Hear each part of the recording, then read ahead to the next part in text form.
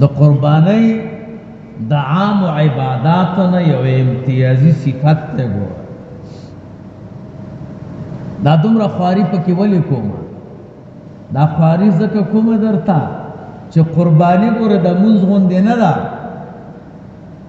قربانی د زکات غوندې نه ده، قربانی د روژې غوندې نه ده، قربانی د حج غوندې نه ده.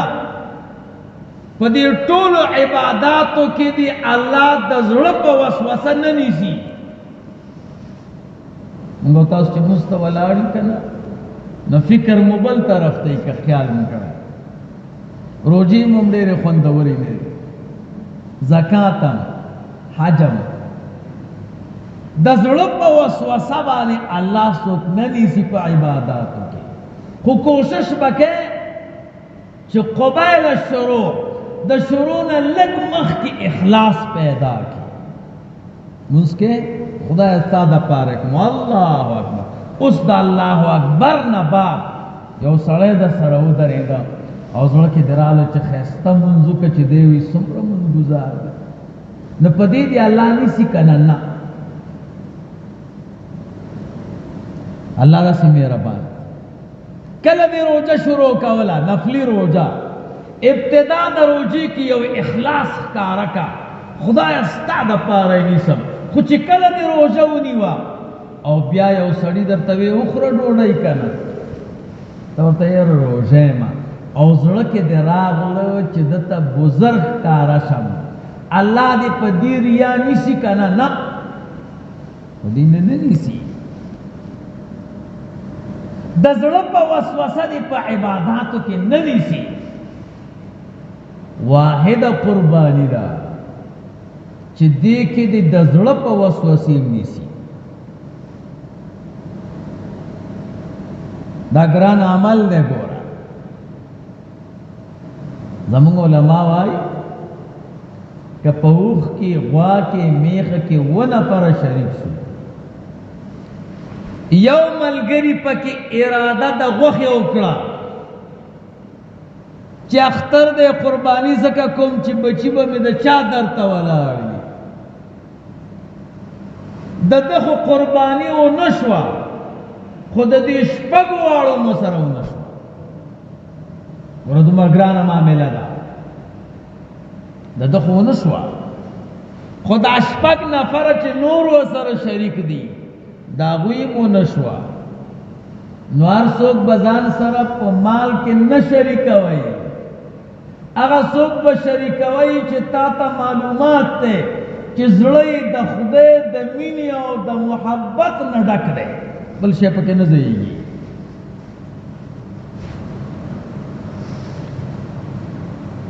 نو قربانی دا د عام عباداتو نه یو امتیازی خصوصیت لري. دې سره به ډېر احتیاط په دې کوئ چې بیا مو قربانی نه قبلیږي. درجه د قربانی ډېره لوړه ده، کار خو ګران دی خو ثواب ډېر دی. زمونږ اسلام وایي 3 ساس کې دي. فضایل د قربانی درته بیا وایم، خدا یو ټکی پکې ووایه. 3 ساس کې ډېر قیمتي دي.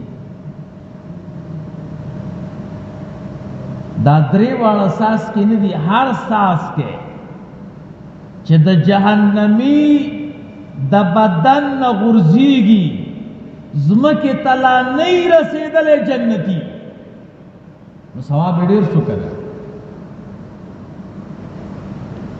بنګلې نه درکوي، ثوابونه نه درکوي، ټول جنت درکوي.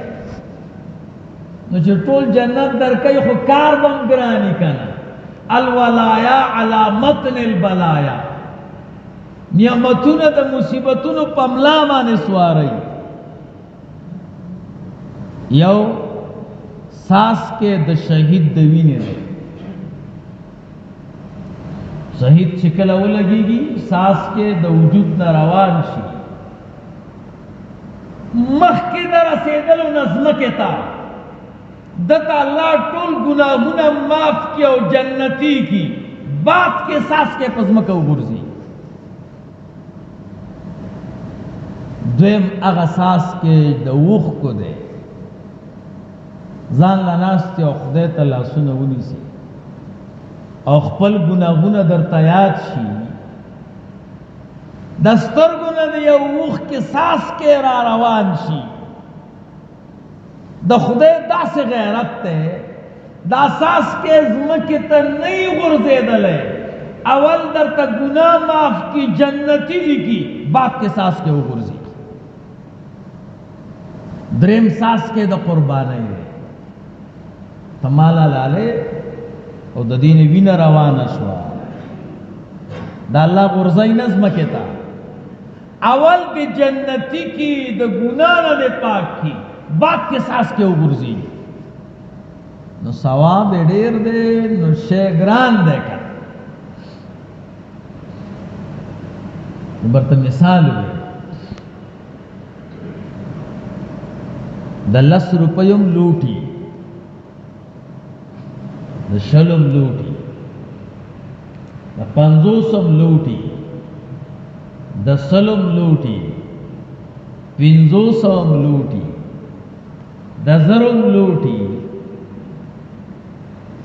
او د $10 لوټي، د 50 وي او د 100 وي، دا ټول لوټونه دي. ګوره خو که د 10 لوټ افغانۍ د بازار ته ویوړې، سودا پې کمه کېږي، که د 50 د ویوړې، سودا پې ډېره کېږي، 100 د هغې نه ډېره، 500 د هغې نه ډېره، 1000 د هغې نه ډېره، که ډالرو ته واوړې د $100 د هغې نه ډېره. خو یو خبره ده، دا 10 روپۍ ګټل هم اسانه دي، نو سودا هم کمه. یعنې که یو سړي ته چې واجي صاحب 10 روپۍ راکړه، او هغه سړی لږ قدرمند دي، درکوي یې درته، ګټل یې اسانه دي، سودا پې کمه کېږي، لوټ کم دی.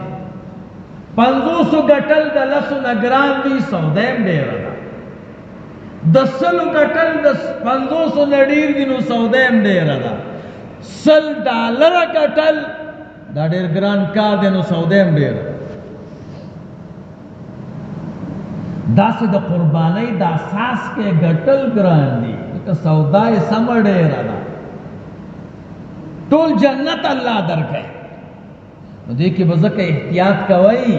دا مسئلې درته ځکه کوم چې الله یې در باندې وګټي او قرباني مو صحیح روپۍ خاص هم رانه ځي، خو هلته رانه کار خراب شي.